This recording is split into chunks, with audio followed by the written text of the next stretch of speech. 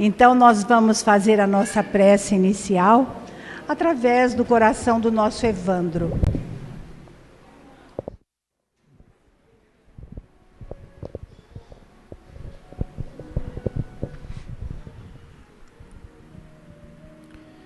Senhor Jesus, Mestre de nossas vidas, abençoa-nos, Senhor, nesta noite, ao qual reunimos em Seu nome, para estudar, para aprender, para buscar alívio às nossas aflições, para pedir, para agradecer.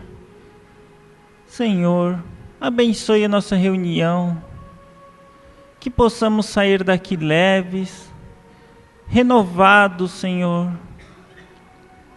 Que os bons espíritos possam ajudar a todos no entendimento e que esse entendimento possa ser como semente e floresça em nossa alma. Que assim seja.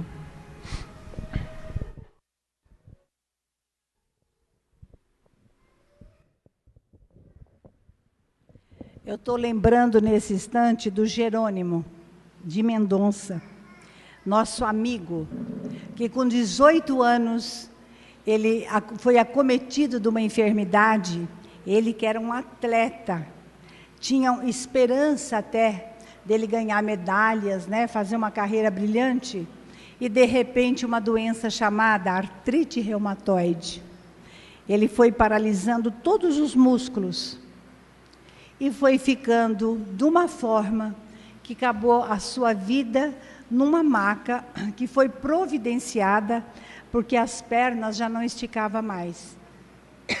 E ele era de Ituiutaba. Então ele dizia assim: olha, Isabel, o Jesus Redivivo está tão grande que chegou lá em Ituiutaba. E eu comentava com o nosso Ney que a nossa casa hoje está sendo assistida lá na Suíça, porque amigos que trabalharam conosco nessa casa, do qual eu peço licença até para oferecer o nosso trabalho dessa noite para a Elza, que trouxe o Beto, que trouxe o Tinho, não é, Chiquinha? E ela está fazendo uma cirurgia lá no Rio Grande do Norte. E os filhos estão lá na Suíça, ligaram, pedindo ajuda. Então, que os guias espirituais possam recompensá-las. Não só aqueles que estão na Suíça, mas que a Elza também. Lá aqui no Rio Grande do Norte, Natal, ela possa ser assistida nesse instante. Mas, por mais que nós falamos pouco. Porque Emmanuel, ele trouxe para nós, através da psicografia do Chico, um roteiro imenso de luz, do qual vai nos fazendo cada vez mais firmar a nossa fé, nos ajudar a entender o porquê da vida, entender a nossa imortalidade da alma. Através de Emmanuel, dessa psicografia, nós conseguimos não sentir medo, sentir pânico às vezes até, nos momentos de perdas, e que, aliás, nos ensina a lidar com perdas. Porque o ser humano não sabe lidar com perdas. Nós perdemos no decorrer da vida a mocidade, o corpo vai envelhecendo com os anos, e nós vamos perdendo, não é, a viçosidade da pele, a beleza natural que Deus nos dá quando nascemos.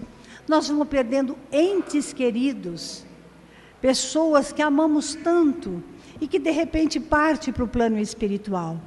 Antigamente, era um pânico total. Imagina sepultar um pai, uma mãe, uma avó. De repente, sepultar um filho deve ser a dor maior do mundo. Mas, no entanto, o Espiritismo nos ensina a amar a Deus de uma forma diferente. E nos ensina, mostrando com todas as letras, a imortalidade da alma. Por isso não precisamos temer. Quantos que passam ali na sala pedindo notícias de um filho, de um pai, de uma mãe, de um esposo, E os guias espirituais tranquilamente passam recadinhos que só aquela criatura que está ali na minha frente sabia a respeito das preferências, a respeito do que gostaria de ouvir desse ente querido. Pega a água para mim. Então eu escolhi uma lição do livro Pão Nosso, que é a continuação do Evangelho segundo o Espiritismo. Então, o Senhor dá sempre, Lucas, pois se vós, sendo maus, sabeis dar boas dádivas aos vossos filhos, quanto mais dará o Pai Celestial, o Espírito Santo, àqueles que lhe pedirem? Jesus, Lucas, capítulo 11, versículo 13. Então, nós que somos tão imperfeitos e que amamos de uma forma tão egoística e que nós lutamos apenas para os nossos filhos muitas vezes, esquecendo que existem outros pais que também precisam do carinho, precisa também às vezes desse amor que nós entregamos tudo para os nossos filhos. Não, a doutrina nos dá a dimensão certa, para que nós também não alimentemos no coração dos filhos o egoísmo, a vaidade, o orgulho. É preciso então entender que Deus, que Ele é muito maior, não é? Ele é o Criador, nós somos criaturas. Como é que nós podemos ousar pedir para Ele alguma coisa que venha prejudicar o nosso semelhante? Pensem nisso. Ainda há pouco nós conversávamos com um companheirinho, falando a respeito de trabalhos feitos.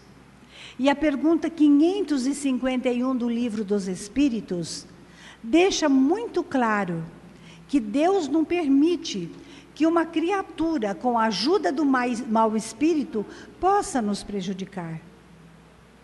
Ora, nós só prejudicamos na imperfeição tão grande que obscurece a nossa alma, que deixa empanado o nosso entendimento. Aí nós nos prejudicamos. Porque aquele perseguidor, que muitas vezes jura vingança, que muitas vezes nos atormentam dia e noite, quase sempre é o nosso credor de vidas passadas. Quase sempre é o amor que não cresceu. Porque se crescesse, ele ia conseguir nos amar, ia conseguir nos perdoar. Então, o ódio nada mais é do que o amor que não cresceu. E Deus, na sua infinita grandeza, jamais nos prejudicaria. Ele nos guia pelas veredas da vida. Ele nos mostra o caminho da nossa libertação espiritual.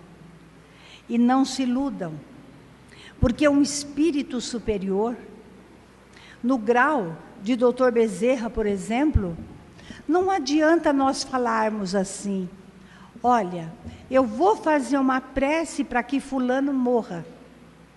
Fulano está sofrendo tanto. Então, eu vou pedir que fulana parta para o plano espiritual. Seria a maior caridade. Quanto engano em tudo isso. Lembra que no livro Sexo e Destino, Félix, o mentor do livro, ajoelha naquele momento que Narita foi atropelada, abre todo o seu ventre, a morte estava prestes a acontecer, o desligamento do espírito com a matéria. E, no entanto, Félix senta lá no plano espiritual, lógico, que é o duplo etéreo daquela avenida, coloca ela no colo e faz uma prece: conceda, meu Deus, mais uns dias, para que ela possa se preparar e para que tudo possa se cumprir. E veio o consentimento para que ela ficasse um pouco mais no hospital. 20 dias. E nesses 20 dias, Narita se purificou.